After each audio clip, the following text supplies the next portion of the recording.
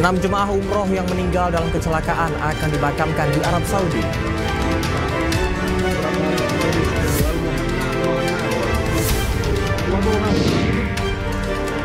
Jelang hadapi Bahrain, timnas Indonesia terus berbenah dengan menggelar pemusatan latihan.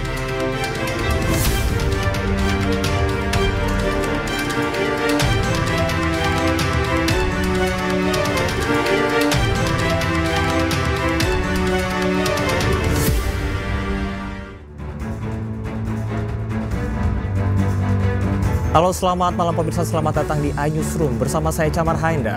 Kami akan membahas berita utama secara mendalam, komprehensif dan tentunya eksklusif. Sebagai pembuka iNewsroom kali ini kami memiliki informasi Menteri Agama mengungkap pihaknya telah berkoordinasi dengan petugas setempat terkait dengan kecelakaan bus jemaah umroh WNI di Wadi Qudid, Arab Saudi. Menteri Agama menyebut 6 jemaah umroh yang meninggal rencananya akan dimakamkan di Arab Saudi.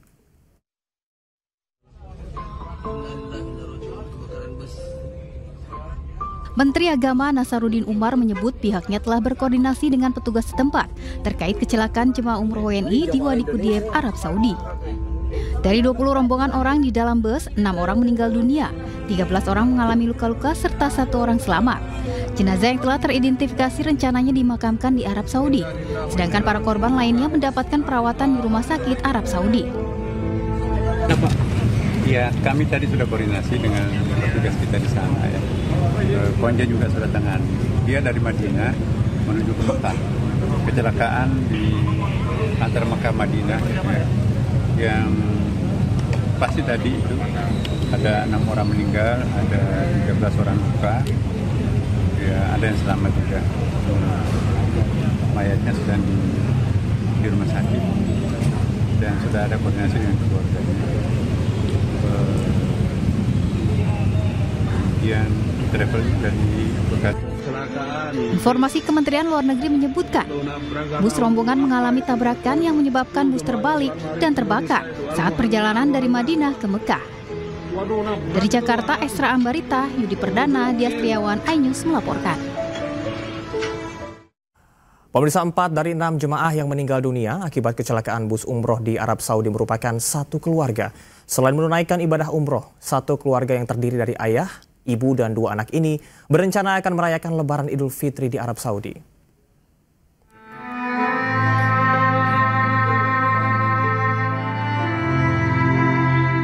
Kabar duka menyelimuti keluarga korban di Jalan Villa Pinus, Kelurahan Pudak Payung, Kecamatan Banyumanik, Kota Semarang.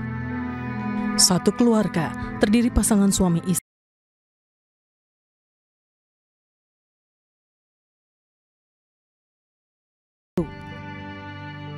Kabar duka pertama kali diterima oleh kakak ipar korban dari Biro Travel maupun dari pihak Kedutaan Besar Republik Indonesia di Riyadh dengan memberikan kartu identitas para korban. Keluarga mengatakan tidak ada firasat apapun yang dirasakan kecuali dirinya mendapat lukisan dari keponakannya yang menjadi salah satu korban. Ya. Berangkatnya itu 3 hari sebelumnya. Rencana pulangnya? Rencana pulang, jadi rencananya itu mau Idul Fitri di sana sekali ya. Setelah Idul Fitri baru. Sementara, menurut Ketua RT setempat, sosok salah seorang korban yang menjadi kepala keluarga merupakan warga aktif di lingkungannya, terutama untuk kegiatan keagamaan di musola di sekitar tempat tinggalnya. Jadi, Bapak Dawam ini pastinya adalah warga dari perumahan Villa Pinus. Pak Dawam ini sangat aktif dalam berkegiatan di area kami, sehingga beliau dari masa ke masa memang menjadi yang pertama pengurus RT, karena memang gercep ya, kalau merespon segala sesuatunya gercep, ya beliau sangat layak di pengurus. Kemudian beliau juga sangat aktif di dalam kegiatan keagamaan ya Pak ya. Seperti diketahui, bus rombongan umrah yang mengangkut warga negara Indonesia mengalami kecelakaan hingga terbakar di Wadi Qudid, Arab Saudi pada Kamis waktu setempat.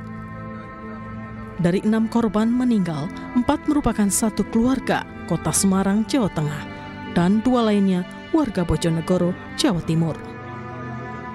Dari Semarang, Jawa Tengah, Kristiadi, tim iNews melaporkan. Suasana duka masih menyelimuti rumah salah satu korban kecelakaan bus rombongan umroh di Arab Saudi.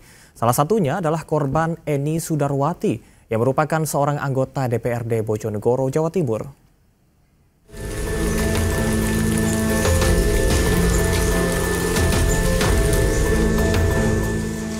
Hingga Sabtu sore, suasana duka masih terasa di kediaman almarhum Eni Sudarwati di Desa Subontoro, Kecamatan Palen, Kabupaten Bojonegoro, Jawa Timur. Almarhumah Eni merupakan seorang anggota DPRD Bojonegoro, Jawa Timur dan salah satu korban kecelakaan bus rombongan umroh di Arab Saudi. Rumah yang terletak di depan SMA Negeri Palen ini tampak sepi, namun dipenuhi dengan karangan bunga ucapan bela sungkawa. Almarhum Eni diketahui hanya tinggal bersama ibunya di rumah ini. Sejak hari Jumat kemarin, pihak keluarga sudah menggelar pengajian. Pengajian dimulai setiap sore hingga waktu berbuka puasa tiba. Pihak keluarga, Mas, ini hari pengajian ya. Hari keberapa ini? Hari kedua ya? Kedua, Mas. Ya. Berarti mulai kemarin sudah ada pengajian, Bu ya? Iya, sudah ada, Mas. Setiap tamu itu mesti langsung tahlil gitu loh, Mas, baca doa gitu. Ya. Dari partai-partai. Bu, yang tinggal di sini siapa, Bu, berarti? Yang tinggal di sini itu Ibu Eni Sudarwati sama ibunya. Nah, ibunya. Bu Surati, Bu Haja Surati. Selain itu, Bu? Tidak ada lagi. Tidak ada lagi, cuma ya? ada ini mbak-mbaknya itu tadi 3 orang. Dari Bojonegoro, Jawa Timur, Dedi Mahdi, iNews melaporkan.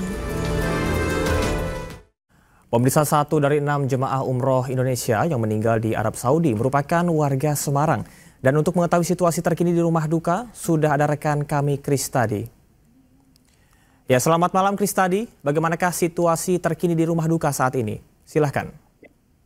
Saya sekarang ini berada di pintu pos Satpam perumahan Villa Pinus di Banyumanik, Kota Semarang, tempat rumah almarhum Pak Dawan Mahmud beserta keluarga tinggal. Suasana duka masih menyelimuti untuk sekitar perumahan ini, terbukti dengan lalu lalang pasiarah pasiah yang ingin membacakan doa sekaligus untuk memanjatkan doa kepada almarhum sekeluarga. Suasana duka juga mengiringi keluarga almarhum yang sampai saat ini tidak bisa ditemui untuk sekedar berbincang dengan wartawan. Demikian. Tadi, apakah Anda mendapatkan informasi bagaimana koordinasi yang dilakukan oleh keluarga dengan pemerintah atau pemerintah Arab Saudi berkaitan dengan jenazah korban? Iya, kakak ipar korban, Pak Rudi, tadi siang mengkonfirmasi bahwa almarhum adiknya itu rencananya akan dikebumikan di Arab Saudi. Namun demikian, keluarga di Semarang juga sampai saat ini masih belum mengikhlaskan, artinya masih terpukul dengan kejadian yang terjadi pada Kamis waktu Arab Saudi. Demikian. Baik, apakah artinya keluarga menginginkan bahwasannya jenazah dimakamkan di Indonesia? Semula memang menginginkan almarhum Pak Dawan Mahmud beserta keluarga dibawa ke Indonesia, namun karena terbentur dengan permasalahan antar negara, akhirnya mereka mengikhlaskan untuk dimakamkan di Mekah, Arab Saudi. Kristadi, terima kasih atas laporan Anda melaporkan langsung dari Semarang. Selamat bertugas kembali.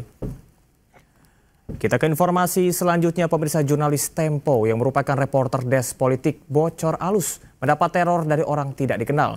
Ia mendapatkan sebuah paket berisi kepala babi tanpa telinga yang dikirim ke kantor Tempo di kawasan Kebayoran Lama, Jakarta Selatan. Buka langsung, Kak. Buka, Kak. Apa ya? Inilah sebuah paket yang ditujukan untuk jurnalis Tempo Francisca Kristi Rosana atau yang dikenal dengan Cica, reporter Desk Politik bocor alus. Paket diterima di kantor Tempo di Jalan Palmerah Barat, Grogol Utara, Kebayoran Lama, Jakarta Selatan. Sebelum dibuka, tercium bau menyengat dari paket tersebut. Daging, kepala babi kan? Iya. Bersama jurnalis Tempo lainnya, Cica pun memutuskan membawa paket keluar gedung yang ternyata setelah dibuka berisi kepala babi tanpa telinga. Paket diterima oleh security pada hari Rabu dan baru dibuka oleh Cica pada Kamis sore. Diduga kuat, paket dikirimkan sebagai bentuk teror kebebasan pers. Dari informasi Satpam yang menerima paket tersebut, paket itu diterima mereka pada pukul 16.15 waktu Indonesia Barat, hari Rabu, tanggal 19 Maret 2025. Itu dikirim oleh seorang kurir yang mengenakan helm satu aplikasi online pada pukul tersebut, dan dia memakai sepeda motor. Dia hanya membawa satu paket itu dan kemudian pergi setelah Satpam menerimanya. Tidak ada kecurigaan sama sekali karena tiap hari ada banyak paket yang dikirim dan diterima oleh karyawan di Tempo. Kami menyayangkan apa yang terjadi hari ini karena bagaimanapun pengiriman paket tanpa pengirim dan itu adalah kepala satwa itu sangat meresahkan. Dan ini satu bentuk teror kepada Tempo secara keseluruhan karena kami tidak pernah memesan atau Cica tidak pernah memesan kepala babi itu. Sementara itu, salah satu jurnalis Tempo mengungkapkan kondisi terkini dari Cica usai menerima teror kepala babi. Halo guys, banyak yang nanya kan gimana kondisi Cica setelah menerima kepala babi. Ya, nih kepala babinya tuh sudah dimasak nih di sini. Harusnya kan? Daging nih, biar bisa sekalian dimasak. Kecewa sih. Kecewa, karena cuma kepala doang. Ya harusnya bisa jadi sate bocor halus, bukan sate Jawa. Ya itu ya kabar Cica ya, kami baik-baik saja, terutama Cica. Oke. Sementara itu, Kepala Kantor Komunikasi Kepresidenan Hasan Nasbi merespons teror kepala babi ke jurnalis Tempo. Menurutnya, isu kepala babi yang dikirimkan ke jurnalis jangan dibesar-besarkan. Pengiriman kepala babi. Terus apa yang terjadi pas dikirim itu, apa yang terjadi? Ini semacam ancaman kepada para pers. Kebebasan pers, Pak. Nah, udah dimasak aja. Kalau kepala babi mah dimasak aja. Ada juga anggapan jadi ancaman pembunuhan begitu Pak? Gimana Pak responnya Pak? Enggak lah, saya lihat dari media sosialnya Francisca, yang wartawan Tempo itu, dia justru minta dikirimin daging babi. Itu kan semacam jokes saja Pak? Iya, sama artinya dia nggak terancam kan? Buktinya dia bisa bercanda, kirimin daging babi dong katanya. Tapi artinya sudah diadukan ke Dewan Pers. Iya kan, ini kan nggak tahu, ini kan problem mereka dengan entah siapa yang ngirim. Buat saya nggak bisa kita tanggapi apa-apa ini. Problem mereka entah dengan siapa yang ngirim, apakah itu benaran seperti itu atau cuman jokes, karena saya lihat juga mereka menanggapinya dengan jokes. Gitu. Jadi menurut saya nggak usah dibesar-besarkan. Ya. Tapi komitmen soal kebebasan pers di era Pak Prabowo ini tetap. Ada yang dihalang-halangi bikin berita nggak? Kalau nggak ada yang dihalang-halangi bikin berita, itu artinya kebebasan pers kita bagus. Ada yang di stop buat bikin berita dan wawancara nggak? Nggak ada kan? Itu artinya kebebasan pers kita bagus. Ada yang takut nggak sekarang bikin berita? Ada yang dihalang-halangi nggak untuk liputan di istana? Kan nggak ada. Itu artinya nggak ada kebebasan pers yang dikekang. Kayak misalnya Tempo masih boleh menulis berita nggak? Boleh kan? Masih boleh siaran bocor halus nggak? Tetap boleh kan? Itu artinya pemerintah nggak ikut campur sama sekali, nggak ganggu sama sekali. Gitu. Pemerintah itu hanya berusaha meluruskan kalau medianya salah paham, kita luruskan. Kalau salah nulis statement, kita luruskan. Sisanya kan nggak ada tindakan apa-apa dari pemerintah. Kalaupun ada yang merasa dirugikan, lapor ke Dewan Pers. Kan undang-undangnya sudah jelas.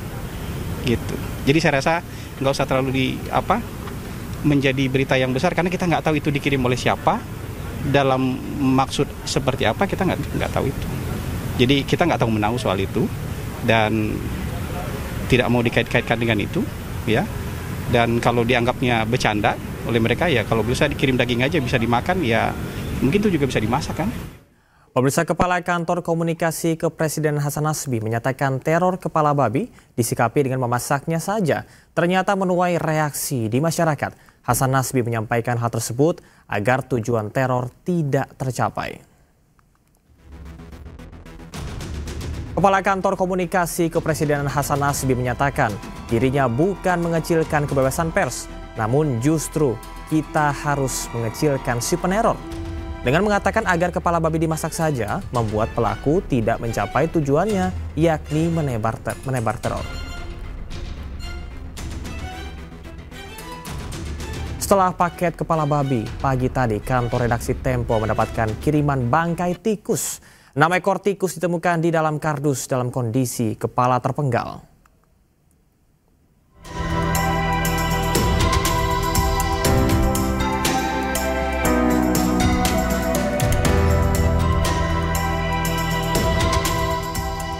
Petugas kebersihan redaksi Tempo menemui kardus mencurigakan yang terbungkus kertas kado dengan motif bunga mawar merah Sabtu pagi.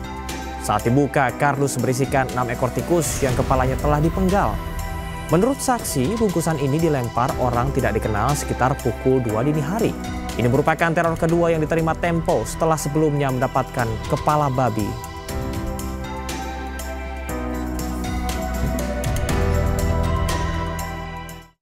Jelang hadapi Bahrain, Timnas Indonesia terus berbenah dengan menggelar pemusatan latihan. Informasi selengkapnya akan kami hadirkan untuk Anda. Tetaplah bersama kami di iNewsroom.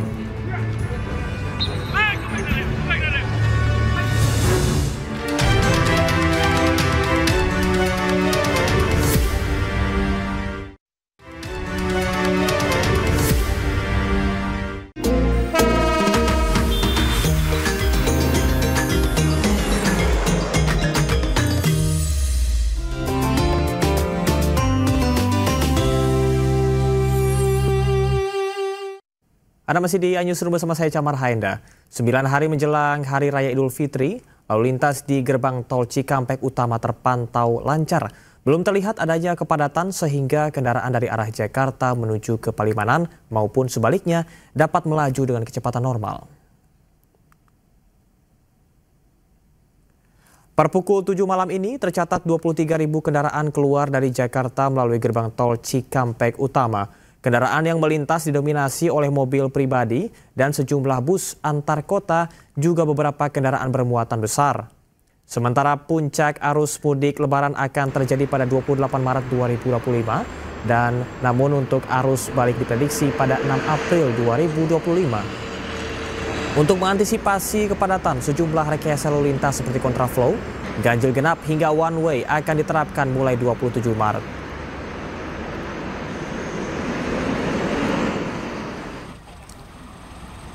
Sementara itu, ratusan kendaraan masih terparkir di dermaga eksekutif Pelabuhan Merak, Banten Sabtu malam.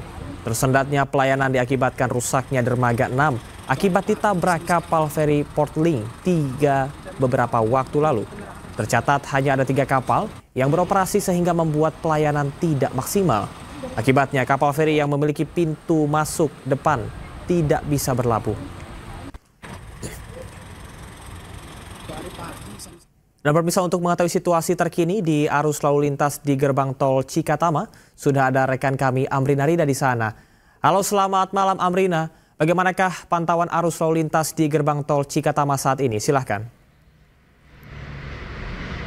Ya, Camar dan juga pemirsa, untuk situasi lalu lintas di Jalan Tol Jakarta Cikampek pada malam hari ini terpantau masih lancar dan juga kondusif, dalam artian kendaraan yang melintas dapat melintas dengan normal dan juga tanpa hambatan apapun.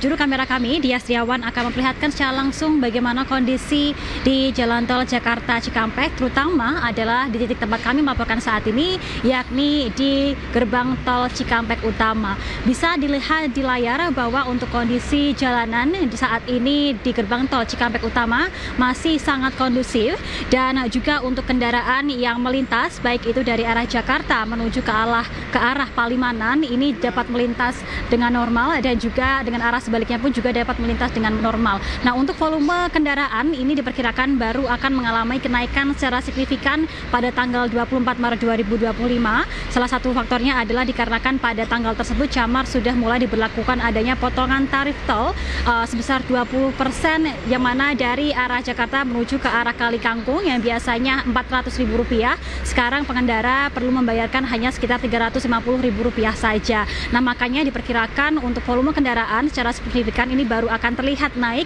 pada 24 Maret mendatang. Nah, sementara itu Camar untuk puncak arus mudik di area jalan tol Jakarta Cikampek ini diperkirakan baru akan terjadi pada tanggal 28 Maret hingga pada tanggal 30 Maret 2025. Dan selama momen arus mudik nantinya ini diperkirakan lebih dari 700.000 kendaraan akan keluar dari Jakarta melalui gerbang tol Cikampek Utama. Sementara itu untuk puncak arus balik ini diperkirakan baru akan terjadi sekitar pada tanggal 6 April 2025.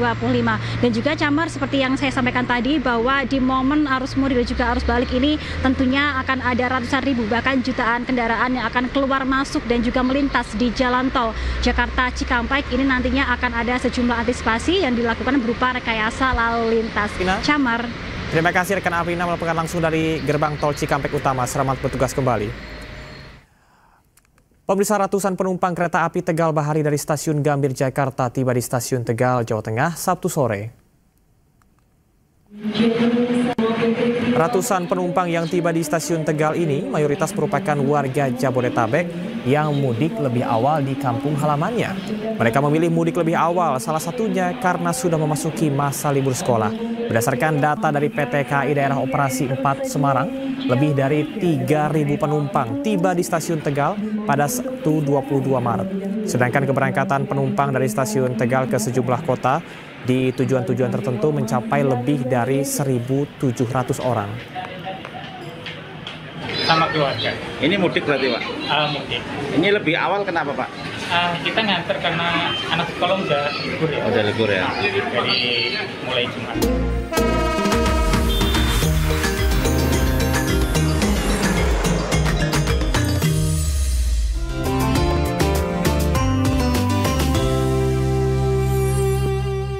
Informasi menarik lainnya akan kami hadirkan untuk Anda. Tetaplah bersama kami di iNews Prime.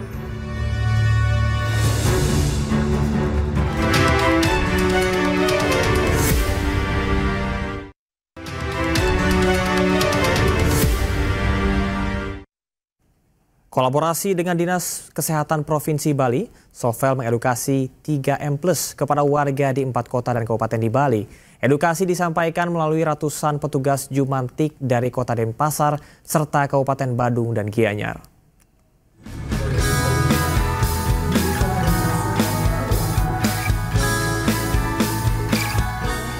Enesis Group melalui brand andalannya Sofel yang telah hadir selama 36 tahun dan kini memimpin pasar dalam kategori lotion anti nyamuk, kembali hadir mengedukasi masyarakat mengenai pentingnya pencegahan demam berdarah dengki, yakni melalui program Bebas Nyamuk Keluarga Sehat dan Bebas DBD di Provinsi Bali. Upaya pencegahan gigitan nyamuk Aedes aegypti dan Aedes albopicus ini dilakukan dengan memberantas sarang nyamuk, mengoleskan lotion anti nyamuk Sofel, dan gerakan Satu Rumah Satu Jumantik.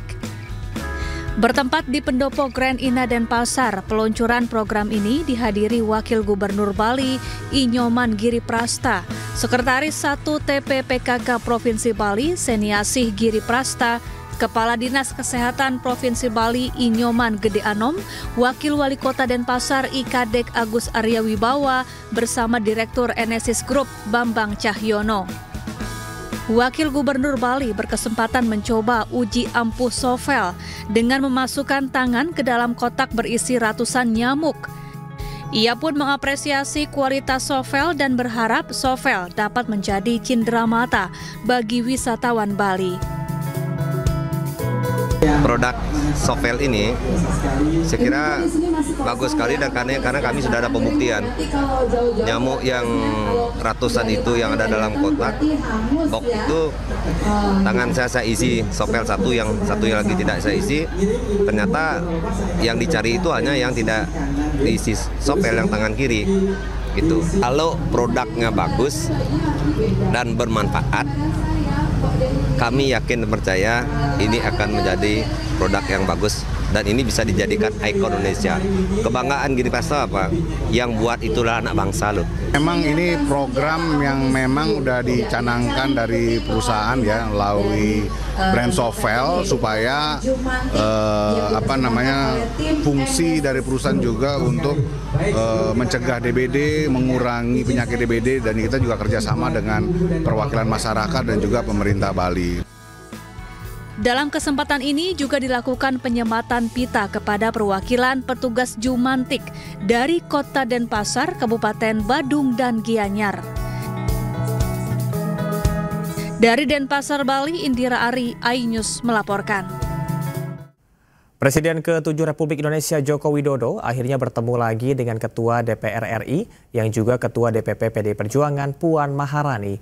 Momen ini terjadi dalam acara buka bersama. Keduanya bahkan duduk satu meja. Dan pemirsa, usai sudah jumpa kita di iNewsroom hari ini, cuplikan tayangan berita iNews dapat Anda saksikan di kanal YouTube @official iNews.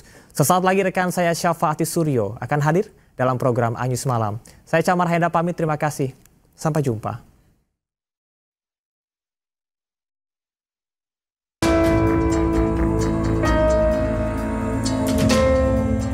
Pertemuan antara Presiden ke-7 RI Joko Widodo dengan Ketua DPP PDI Perjuangan Puan Maharani terjadi saat acara buka puasa bersama di kantor DPP Partai Nasdem di Menteng, Jakarta Pusat. Keduanya datang atas undangan buka puasa bersama oleh Ketua Umum Partai Nasdem Surya Paloh. Keduanya bahkan berada di satu meja yang sama, di mana selama lebih dari 1 jam Jokowi dan Puan bertemu dalam acara ini. Lama tidak bertemu, baik dengan Ibu Puan Maharani, dengan Bapak Surya Paloh. Jadi ya ini berbuka puasa sambil silaturahmi, berbicara. Semua dibicarakan, terutama makanan. Makanan yang disajikan. Hubungannya memang hangat betul. Memang hangat, dengan Mbak Puan hangat. Kalau dengan Ibu Megawati? Dengan Ibu apakah nantinya akan pertemuan dengan Ibu Megawati setelah Mbak Puan? Ya belum, tapi akan apa ya? Ke depan saya kira.